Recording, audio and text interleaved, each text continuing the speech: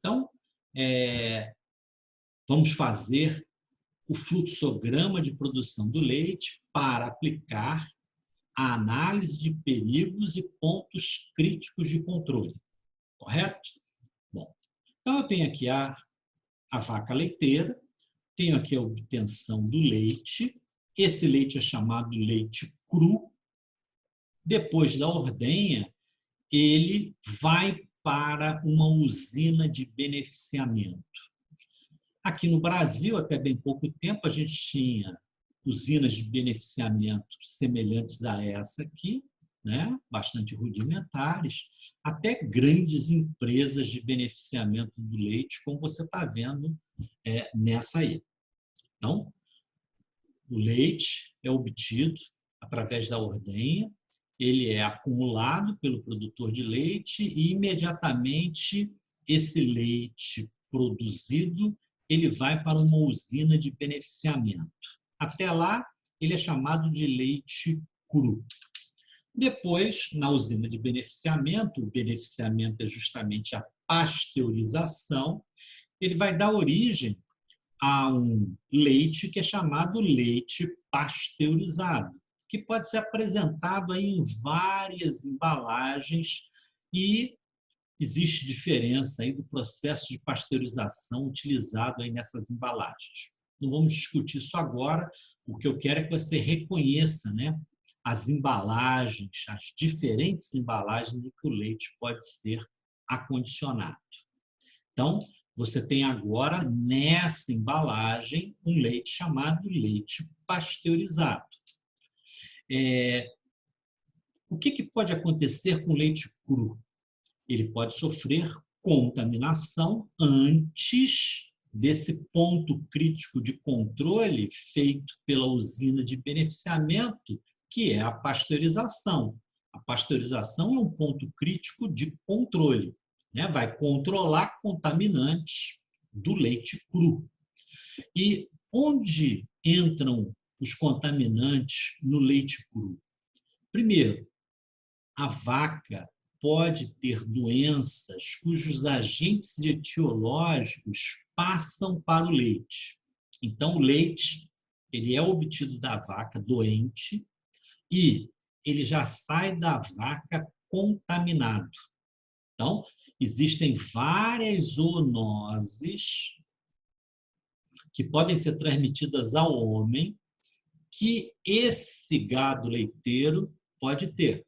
Consequentemente, o leite antes desse ponto crítico de controle aqui, a pasteurização, ele vai estar contaminado.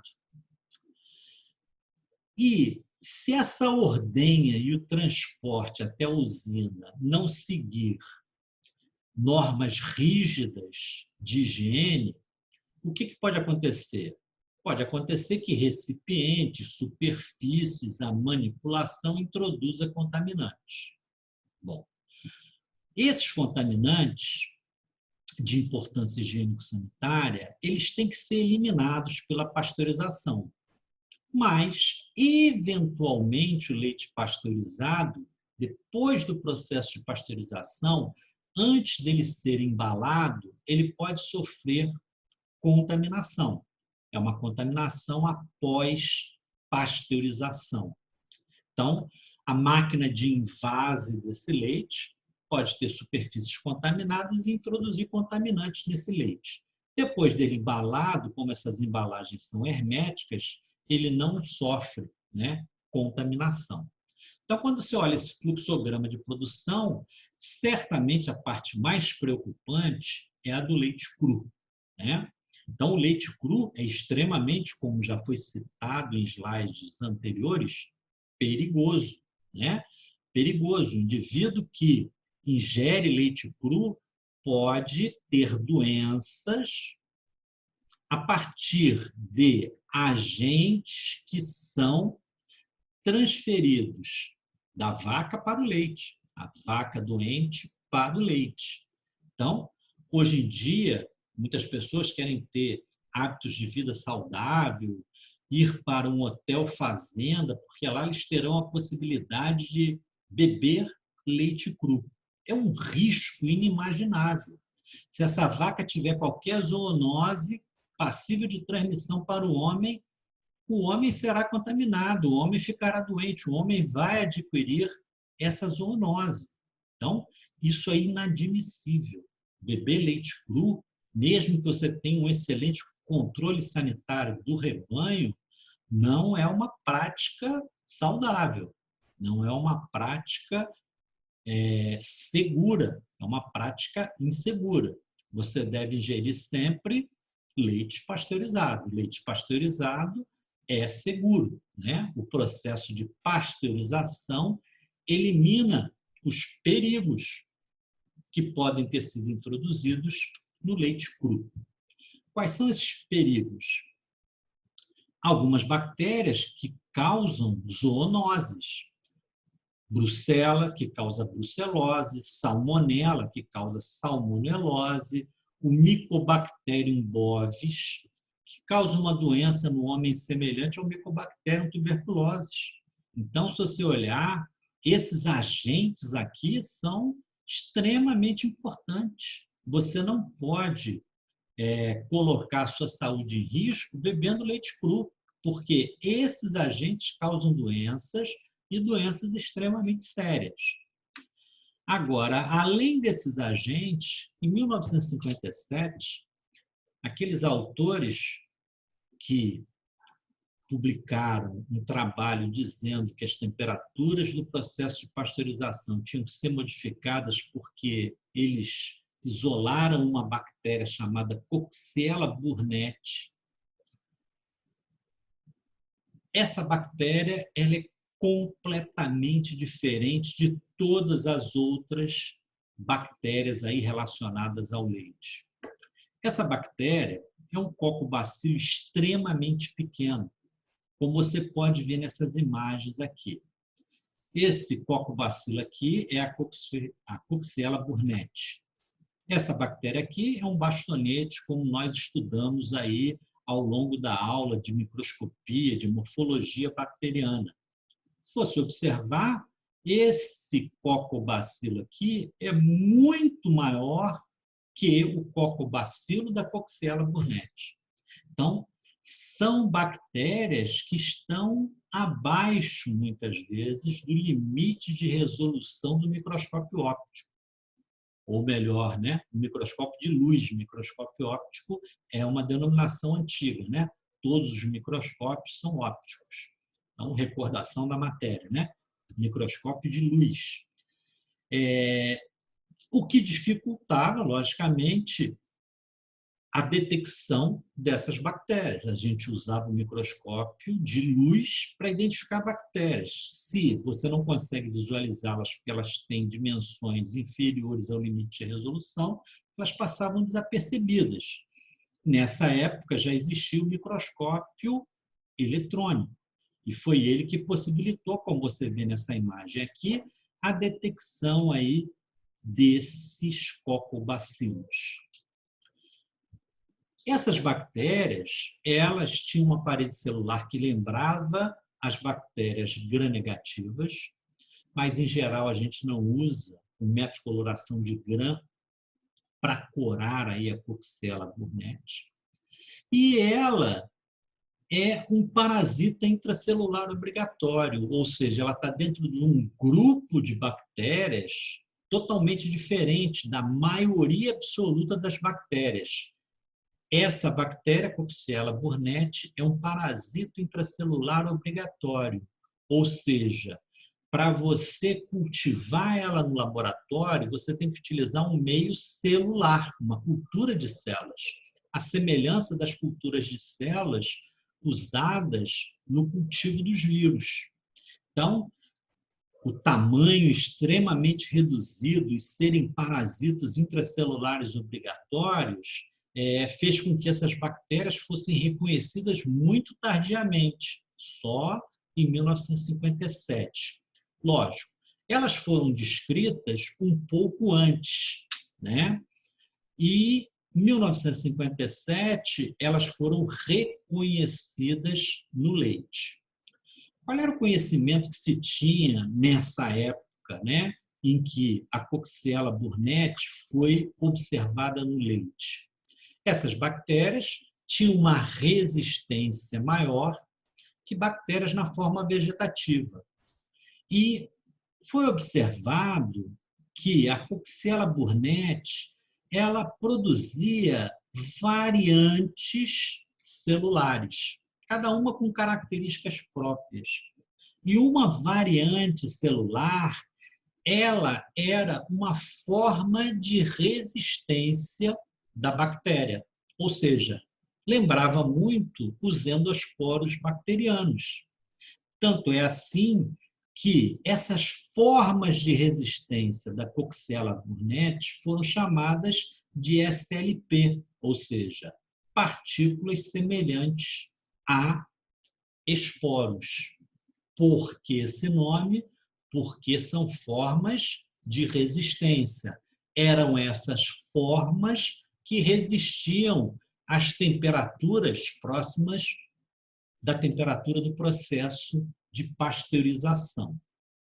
Então, essa bactéria é diferente, né, dos micro-organismos que nós estudamos até agora. É uma bactéria que é um parasito intracelular e, apesar dela ter uma parede celular que lembra a parede celular gram-negativa, ela consegue formar formas de resistência, que são chamadas semelhantes a esporos, correto? Por causa da sua resistência. Então, isso é bem diferente, porque nós já comentamos que as bactérias formadoras de endosporos são sempre gram-positivas. Essa aí, a Coxiella burnetii, né, foge a essa regra, mas essa parede celular que ela tem é muito parecida com a parede celular gram-negativa, mas não existem muitas evidências que essa bactéria seja gram-negativa, à semelhança das bactérias gram-negativas que nós já estudamos. Mas estou registrando o que está nos livros, né, sobre essa bactéria. Bom, por que ela é importante? Essa bactéria é de grande disseminação ambiental nos animais. Então, ela é uma bactéria que causa zoonoses em larga escala nos animais. Só que essas zoonoses, elas são assintomáticas. Ou seja, essa vaca, ela não vai estar apresentando nenhum sinal e sintoma de infecção, podendo estar infectada pela Coxiella burnetii. Ou seja, você olha a vaca, ela está em perfeito estado de saúde, você não tem nenhum senão para consumir o leite. Só que a coxielose, assim como algumas dessas outras doenças zoonóticas do gado leiteiro, elas se apresentam muitas vezes de forma assintomática, ou seja, elas não se apresentam, você não detecta examinando clinicamente aí o animal, só fazendo exames sorológicos, só fazendo exames microbiológicos que você vai determinar que esse animal está doente. Então, os microbiologistas preferem chamar a doença dos animais, mesmo que seja uma infecção assintomática, de coxielose. Essa coxielose ela é muito percebida em caprinos, porque ela é uma causa grande de aborto nesse tipo de animal. Então, em geral, no gado leiteiro, você não consegue reconhecer aí essa infecção, porque os animais são assintomáticos. Agora, no homem, essa Coxiella burnetii, ela causa uma doença febril. O indivíduo tem febre. É o principal sinal e sintoma que o indivíduo apresenta. E ela é acompanhada de uma cefaleia intensa. O indivíduo tem muita dor de cabeça. Ela foi chamada, nos microbiologistas que identificaram essa doença, de febre Q. Q vem de o quê, né? Febre o quê? Ou seja, as pessoas estavam incrédulas em relação a essa doença. Então, ela ganhou esse nome, febre o quê, né? Então, em português, a gente chama de febre Q, né? Esse Q aqui é de o quê em inglês, correto? Essa febre Q não é muito conhecida mesmo nos dias atuais, porque o diagnóstico dessa infecção é bastante difícil pelas características da Coxiella burnetii, né? Ela é um parasita intracelular obrigatório e ela tem dimensões, muitas vezes, inferiores ao limite de resolução do microscópio óptico. Então, a microbiologia, microscópio de luz, desculpe, ela não vai ser detectada pelo laboratório de microbiologia, pelos métodos convencionais. Hoje em dia, você tem mais dados por causa da biologia molecular. Então, a biologia molecular ajuda no diagnóstico aí da febre Q e, consequentemente, os relatos sobre essa doença são maiores. Correto? Essa doença existe no Brasil, ela é muitas vezes detectada em inquéritos sorológicos da população humana e de animais como gado leiteiro. Então, é um problema real, mas os relatos dela são bastante reduzidos porque exigem, né, que obrigatoriamente você utilize aí métodos moleculares ou então análises sorológicas não muito convencionais para diagnosticar a doença. Então, se você observar o processo de pasteurização do leite, você vê que é um processo que foi desenvolvido e sofreu aprimoramentos. Isso é típico do processo de pasteurização. Você desenvolve e aprimora. Quanto mais você conhece o produto que você está pasteurizando, mais você aprimora esse processo. Bom, aqui você está vendo um equipamento utilizado naquela pasteurização LT-LT, uma pasteurização que é feita a baixa temperatura por um longo tempo, 62 graus Celsius por 30 minutos. Como você pode perceber, esse processo LT-LT é de baixa produtividade, né? Aqui cabem cerca de 200 litros de leite, você vai perder quase que uma manhã para pasteurizar 200 litros de leite. Isso não é cabível, né, nas indústrias de leite hoje em dia, que pasteurizam 5.000, 10.000, 15.000 litros de leite, dependendo da região onde elas se encontram. Então, esse processo, a pasteurização LT-LT, ainda é utilizada para alguns alimentos, para leite de cabra, ou seja, você ainda encontra, né, esses equipamentos em uso.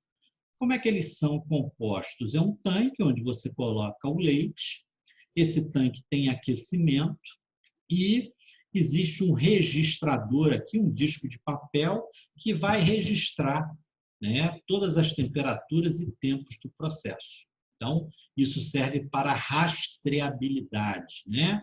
O leite, como é um alimento importante do ponto de vista de saúde pública, como nós já enfatizamos, você tem que ter rastreabilidade. Todo lote de leite que você libera, você tem que comprovar que você fez corretamente o processo de pasteurização. Então, depois dos 30 minutos, esse leite vai para um outro recipiente, sendo refrigerado, e ele é mantido refrigerado durante toda a sua vida, né? Que é pequeno, né? É um leite que tem um tempo de prateleira pequeno, como nós vamos ver agora. Esse aqui é um outro equipamento. É um equipamento de maior produtividade, é um pasteurizador de placas. Você está vendo aqui essas placas aqui, inúmeras delas compactadas aqui nesse dispositivo.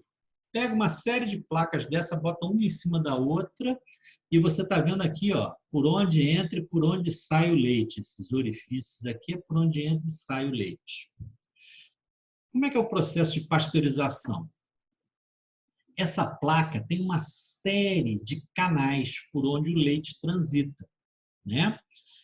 Você pode ver algo semelhante no congelador do refrigerador doméstico. Se você abrir lá o refrigerador doméstico, você vai ver uma placa de alumínio com canais por onde o gás de refrigeração circula. Aqui não. Aqui você tem canais por onde o leite vai circular. Então, você, olhando esse esquema aqui, você vê que essas placas são montadas, né, na vertical, são prensadas, existe uma junta de borracha para o leite não vazar, só circular aqui por esses canais. E o interessante nesse equipamento é que ele foi desenvolvido para conservação de energia. Ou seja, se você observar, as placas por onde o leite frio circula são adjacentes às placas onde o leite quente tem que ser resfriado. Ou seja, esse processo é muito rápido, 15 segundos, então você aquece e resfria rapidamente o leite. E se você observar aqui, nesse esquema, né, vermelho quente, azul frio, você vê que o leite quente serve para aquecer o leite frio que está entrando no pasteurizador. E o leite frio serve, logicamente, para resfriar o leite quente, que está saindo do pasteurizador. Então, você vê que são processos sincrônicos, né?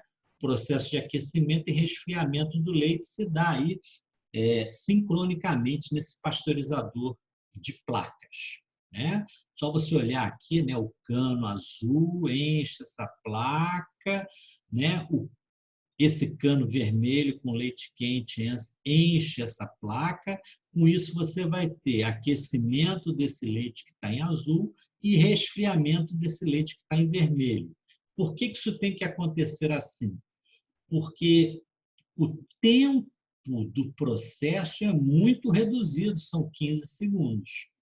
Então, se você olhar, o número de placas aqui é reduzido. Por quê? Porque o tempo do processo é curto. Se o tempo de processo fosse maior, você teria um maior número de placas, né, para aumentar o tempo de retenção aí nessas placas.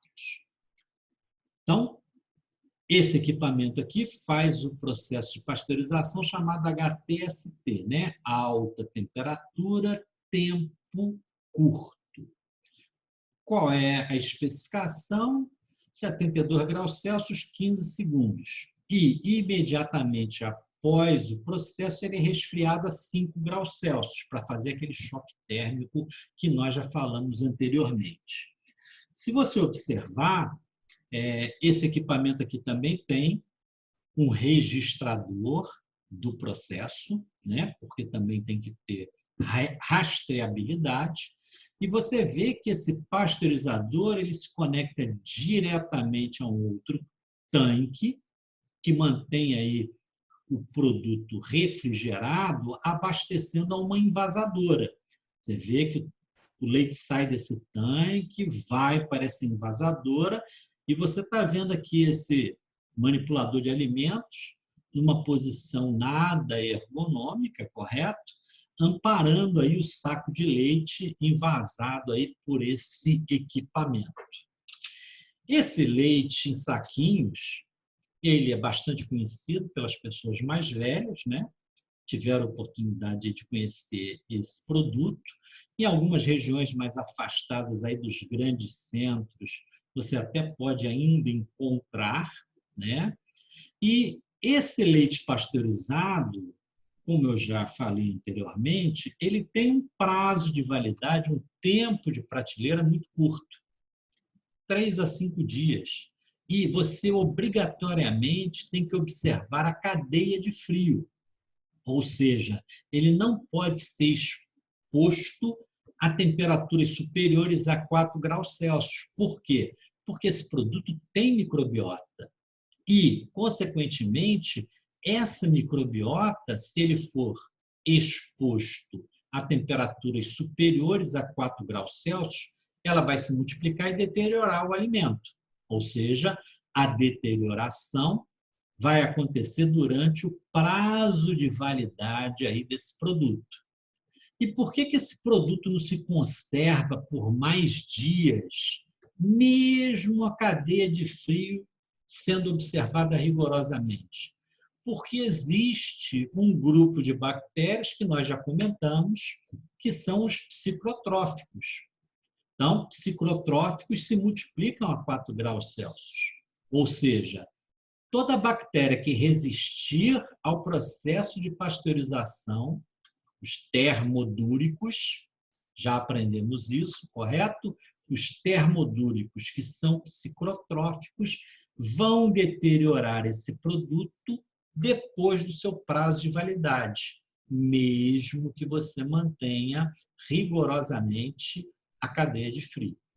Então, esse leite aí, ele tem uma série de inconvenientes comerciais, né? Ele não tem uma vida útil grande, né? Se você tem uma usina de beneficiamento de leite longe dos grandes centros, você vai ter muito problema no transporte, na refrigeração durante o transporte, na distribuição, nos pontos de venda, e as pessoas abandonaram esse produto. Até porque as análises microbiológicas do leite distribuído nos grandes centros aqui do Brasil insistentemente mostravam que esse leite tinha uma qualidade microbiológica sofrível.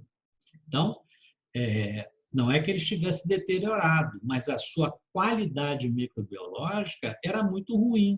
Muitas vezes você não atendia as especificações de qualidade que estavam na própria legislação de leite pasteurizado. Então, esse leite se tornou inviável economicamente para as empresas e aí surgiu um leite que tem uma longa vida de prateleira. E por isso ele ganhou esse nome, leite longa vida. Ou seja, esse leite aqui produzido, geralmente colocado nessas caixinhas, geralmente, tá? Existem outras embalagens aí de leite longa vida, tá? Esse leite colocado nessa caixinha hermética de papelão aqui, ele tem uma vida útil de 4 meses, sem cadeia de frio, ou seja, ele é conservado à temperatura ambiente. Então, esse leite revolucionou o mercado nas últimas décadas. Por quê? Porque ele é um leite que ele pode ser produzido fora do grande centro, pode ir para centros de distribuição, pode ir para os pontos de venda, o consumidor pode comprar e estocar, porque o prazo de validade dele, à temperatura ambiente, é muito prolongado. Então, esse leite se popularizou, né? O leite longa-vida se popularizou e, na realidade, ele é um leite que sofreu ultrapasteurização. Então, ele é um leite pasteurizado, correto? Só que essa pasteurização foi chamada de ultrapasteurização, por quê?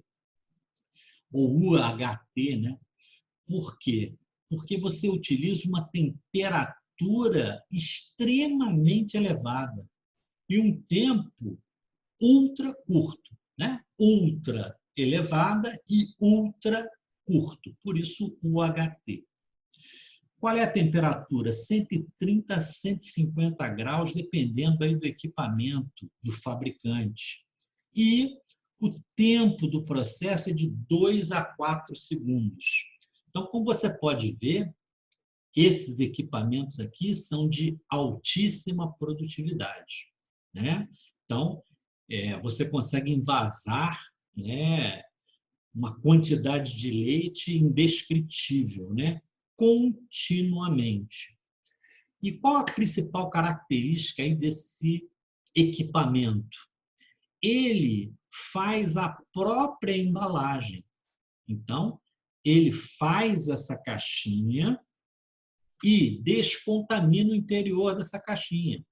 Com isso, depois do aquecimento do leite, existe um invase asséptico na embalagem. Então, esse leite, o UHT, ele é produzido em equipamentos que, além de processarem termicamente o leite, eles também fazem a própria embalagem do leite e descontaminam as suas superfícies. Então, não são introduzidos novos contaminantes no leite. Então, isso é extremamente benéfico à vida de prateleira aí desse produto. Logicamente, nós estamos falando de tecnologia, né? Não dá para comparar esse equipamento aí com esse equipamento aqui, correto? Esse equipamento aqui, apesar de não ser dos mais modernos, né? Tem equipamentos mais modernos hoje, mas essa imagem aqui é bastante esclarecedora, né? Do papelão utilizado para formar a caixa, né? O envase asséptico aqui do leite e a saída do produto acabado ali na esteira. Então, essa imagem é bastante didática, né? Permite você ter uma ideia precisa, né? De como é que esse equipamento funciona. E também você tem uma ideia de quão caros são esses equipamentos. Por isso que são equipamentos de alta produtividade, né? Então, existe a concentração do leite de uma região numa usina de beneficiamento e esse leite é beneficiado continuamente por esses equipamentos aqui. Então, leite UHT. Esse leite UHT, infelizmente, ele é motivo de grande discórdia. Por quê? Durante o ensino presencial, toda aula que eu apresentava o leite UHT, algum aluno levantava a mão e dizia: professor, esse é o leite esterilizado? Eu falava: não, esse é o leite ultrapasteurizado. Mas, professor, em outra disciplina, o professor disse que isso era um leite esterilizado. E eu falava: não, olha, acredite no que eu estou falando. Isso é um leite que sofreu ultrapasteurização. Então, você não deve confundir esse produto com produtos esterilizados e muito menos com produtos que sofrem esterilização comercial. E eu vou justificar, né, essa minha caracterização. Tá? Não é esterilização comercial. Como é que você deduz isso? Basta você ler atentamente a legislação, tá, do Ministério da Agricultura, do MAPA, né, Ministério da Agricultura e do Abastecimento, MAPA, a legislação do MAPA, Portaria 370 de 1997, sobre o leite UHT. Então, essa portaria ela é aplicada no leite assim que sai daquela máquina de envase desse equipamento aqui de produção de leite UHT. Essa legislação do MAPA, ela se aplica dentro dessa indústria. Então, vai desde o campo do leite cru até dentro dessa indústria. Então, a legislação do MAPA é muito especializada, porque os técnicos do MAPA eles são especialistas em leite. Eles acompanham o leite, acompanham a qualidade microbiológica do leite, desde o leite cru até o leite sair aqui nessa esteira. Então, essa legislação é bastante específica e mostra para você que leite UHT não é leite esterilizado e muito menos é esterilizado comercialmente. Bom, o que diz essa legislação? Entre outras coisas, o leite UHT não deve ter micro-organismos capazes de se multiplicar em condições normais de armazenamento. Por isso que ele dura 4 meses, correto? E de armazenamento e distribuição. E se no laboratório você pegar uma embalagem fechada, tem que estar fechada, correto? E incubar a 35, 37 graus Celsius por 7 dias, e depois dessa incubação você analisar como? Fazendo uma análise que nós já apresentamos anteriormente, que é a contagem de aeróbios e olfacultativos mesófilos, via a carga microbiana de aeróbios e olfacultativos mesófilos. Existe a especificação do resultado dessa análise, nesta coluna aqui. Ou seja, a legislação prevê que você pegue 5 caixas de leite UHT, coloque na estufa a 35, 37 graus Celsius e depois do 7º dia você analise. Então, esse N aqui quer dizer quantas amostras eu tenho que analisar sincronicamente? 5. Então, vou analisar 5. Abro e faço uma análise. Qual é a análise? Contagem de bactérias aeróbias e olfacultativas mesófilas. Mesófilas. Qual é o resultado máximo aceitável? Qualquer resultado até 100 UFC por ml. Então, cada uma dessas 5 amostras pode ter, no máximo, uma contagem de bactérias aeróbias e olfacultativas mesófilas de 100 UFC para cada ml analisado. Quantas caixas dessa podem fugir a essa especificação? Eu analisei 5. Alguma pode ter uma contagem acima de 100? Esse Czinho aqui me informa que nenhuma pode fugir a essa especificação. N0, ou desculpe, C0, nenhuma pode fugir à especificação de 100 UFC por ml. Então, cada letrinha dessa aqui tem um significado. Mais adiante no curso pode ser que a gente tenha oportunidade de explicar, né, qual o significado aí dessas letras. No momento, fique N igual a 5, quer dizer, analisarei 5 amostras do lote do leite UHT. M igual a 100 quer dizer o máximo de bactérias aeróbias e olfacultativas mesófilas em cada amostra pode ser 100. Se uma amostra fugir dessa especificação, todo lote de leite está reprovado, porque C igual a 0 diz que todas têm que atender a essa especificação. Então, você vê que é uma legislação extremamente rigorosa.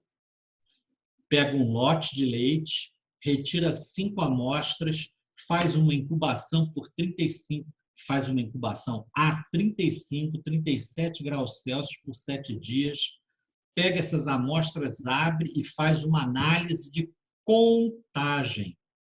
Contagem de bactérias aeróbias e olfacultativas viáveis. Então, você vai contar bactérias. Tem que estar no máximo até 100. Cada amostra pode ter no máximo 100 UFC por ml. Se uma ou mais excederem essa especificação, todo aquele lote de leite está reprovado. Então, é assim, né? M igual a 100 é qualquer contagem abaixo de 100 é aceitável. Qualquer contagem acima de 100 é inaceitável. Se você tiver só uma inaceitável, você reprova o lote todo. Por quê? O critério de aceitação é C igual a 0. Então, não pode nenhuma ultrapassar esse limite máximo de contagem. Então, essa análise não é uma análise de um produto que é estéril. Se fosse estéril, você não fazia contagem de micro-organismos. Você fazia aquele outro teste que a gente já aprendeu, que é a pesquisa de micro-organismos. Basta você dizer ausência ou presença. Se estéril é a ausência completa de micro-organismos viáveis, você faz um teste de presença ou ausência. Está presente? Está reprovado. Correto? Está ausente? Está aprovado. Por que aqui você faz contagem? Você faz contagem porque o leite UHT não é um produto esterilizado ou esterilizado comercialmente. Não é esterilizado, porque pode ter até 100 bactérias por ml. E também não é um produto que sofreu esterilização comercial. Por quê? Na esterilização comercial é prevista a presença de endosporos, de bactérias termófilas. E aqui nós estamos contando o quê? Bactérias mesófilas. Então, essa legislação do MAPA, ela explica para você de forma bastante clara e precisa que leite UHT não é esterilizado, leite UHT não é esterilizado comercialmente. É um leite ultra pasteurizado. As especificações de qualidade são bastante claras. Agora, o que gera essa confusão? Essa confusão é gerada com a legislação da Anvisa, ou seja, quando esse produto sai da fábrica e vai para o mercado consumidor, ele fica submetido à legislação da Anvisa. E o que fala a legislação da Anvisa? A RDC 12 de 2001, que nós já comentamos sobre ela. O leite UHT ou similares não deve apresentar micro-organismos patogênicos e causadores de alterações físicas, químicas e organolépticas do produto, em condições normais de armazenamento. Ou seja, quando você pega o produto e incuba a 35, 37 graus Celsius por 7 dias, você não pode ter alteração da embalagem nem das características químicas e organolépticas do produto. Então, não pode haver o quê? Deterioração. Não pode haver a presença de micro-organismos patogênicos, nem micro-organismos deteriorantes do produto nessas condições. Mas aqui, esse texto todo, ele indica para você que é um produto que pode ter microbiota, porque senão todos esses dizeres teriam sido substituídos por a ausência completa de micro-organismos viáveis, que é o conceito de estéril. Então, na própria legislação da Anvisa, apesar de estar muito mal explicitado, você já vê que é um produto pasteurizado e não um produto estéril ou um produto comercialmente estéril. Por que existe essa confusão? Porque muitas vezes as pessoas leem essa RDC 12 rapidamente e acabam confundindo isto aqui, estas especificações de qualidade, com as especificações de qualidade de produtos esterilizados ou esterilizados comercialmente. Como é que é a especificação de qualidade de um produto, de um alimento esterilizado ou esterilizado comercialmente? A RDC 12 fala sobre isso. E já bota aqui exceção leite derivados UHT. Então, estão excluídos disso. Estão excluídos dos enlatados, enfrascados, esterilizados ou esterilizados comercialmente. Agora, a fonte de confusão é porque você pega esses produtos esterilizados ou esterilizados comercialmente, também coloca na estufa, 35, 37 graus Celsius, por 10 dias, depois você abre a embalagem e vê se existem alterações nas características químicas, organolépticas desse produto. Então, Essas especificações aqui são muito semelhantes a essas especificações.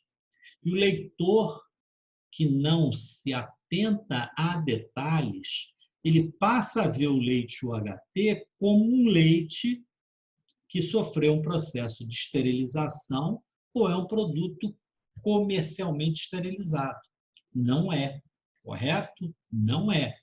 Esse texto aqui, ele abre a possibilidade para a presença de micro-organismos no leite. E se você quiser ter certeza disso, consulte o quê? A legislação do MAPA. A legislação do MAPA é bem claro. Leite UHT pode ter até 100 bactérias aeróbias ou mesófilas, aeróbias ou facultativas mesófilas viáveis por ml, ou seja, pode ter microbiota. Desde que essa microbiota não se multiplique nessa temperatura no produto e não altere as suas propriedades físicas, químicas, organolépticas, pode estar microbiota ali, se ela estiver convivendo pacificamente aí com as condições físicas, químicas e organolépticas do produto, se não alterar, essa microbiota pode estar presente. Muitas vezes, os alunos perguntam por quê? Por quê? Porque quando essa legislação foi feita, os equipamentos que faziam UHT, leite UHT, estavam começando. E aí, a legislação ela foi protetora do produto. Ou seja, vamos dizer que o leite UHT tivesse uma microbiota. Ele não poderia ser classificado como esterilizado. Então, nessa época, os equipamentos que produziam leite UHT, você não tinha confiança que eles produziam leites esterilizados. E aí, o MAPA e os produtores acordaram o quê? Vamos falar que esse leite UHT ele pode ter uma microbiota, desde que não altere a conservação do leite, porque ele é um leite para ter longa vida. Ele tem que ter um prazo de validade de 4 meses. Então, por segurança, vamos admitir a presença de micro-organismos nesse leite. Desde que esses micro-organismos não alterem o leite, tudo bem, vamos conviver pacificamente. Uma legislação que não é tão restritiva como a legislação de produtos estéreis, mas que não compromete a qualidade do produto, a segurança do produto. Então, qual é a justificativa de 1997 o leite ter essa especificação? Bom, ainda faltava, né, maior conhecimento da eficácia desses equipamentos que fazem leite UHT. Hoje em dia, quando você analisa leite UHT 2020, né, muito tempo depois, né, os equipamentos eles praticamente produzem leite esterilizado. Por isso que as pessoas se equivocam, porque muitas vezes você analisa o leite e não encontra nada. O produto está estéril. Por quê? Esse processamento UHT é muito eficaz, mas a legislação não diz que tem que ser estéril. E se você for procurar na literatura, você vai ver inúmeras referências dizendo que leite UHT não é estéril, nem esterilizado comercialmente. Você vê o título desse trabalho, microbiota mesófila. Bom, se tem microbiota, não é estéril. Se tem microbiota mesófila, não é esterilizado comercialmente. Então, eu não tenho dúvidas, né, que os autores acertaram. Microbiota mesófila aeróbia, perfeito. Contaminante do leite UHT. Eu até retiraria a palavra contaminante. São micro-organismos autóctones do leite UHT. correto? Tanto é que o processo de pasteurização não vai eliminar essa microbiota, como a gente vai ver agora. Ó, a metodologia de numeração, né, de contagem de bactérias determinada pela Instrução Normativa 62 do Ministério da Agricultura estabelece que são 100 UFCs por ml.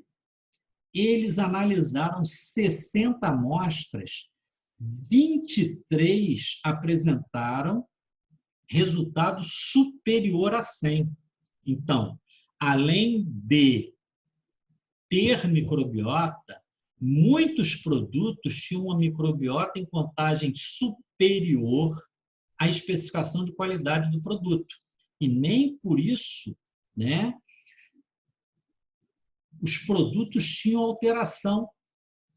Ó, após incubação, 36 graus Celsius por 7 dias, nenhuma das embalagens UHT apresentou alterações visíveis como estufamento ou coagulação. Ou seja, mesmo tendo uma microbiota, e mesmo em alguns casos a microbiota sendo maior que o permitido pela especificação de qualidade do mapa, você não detectava alterações nas propriedades físicas, químicas e organolépticas do produto. Então, o leite UHT tem microbiota, muitas vezes essa microbiota ela não altera as características desse leite. Essa microbiota é basicamente mesófila e ela é particularmente representada pelo Bacillus sporotermodurans. Então, 71% dessas amostras que tinham contagem, essa contagem era decorrente dessa bactéria, Bacillus sporotermodurans. Bacillus é uma bactéria aeróbica. Sporotermodurans quer dizer o quê? Uma bactéria que forma esporos, como é típico do gênero Bacillus, correto? Durans resiste temperaturas elevadas, com esporos que resistem a temperaturas elevadas. Então, essa bactéria aqui era o principal contaminante aí, o contaminante prevalente das amostras analisadas. Então, eu espero aí que com esses dados, né, e com a ênfase que eu dei, você nunca vai errar sobre isso, correto? Leite UHT não é esterilizado, leite UHT não é comercialmente estéril. Ele sofre ultrapasteurização, por isso que ele é chamado de UHT, né? De ultrapasteurização. Se ele fosse leite estéril, ele era chamado leite estéril, certo? Então, eu espero ter sido bem enfático para você nunca errar isso. É importante na sua vida profissional.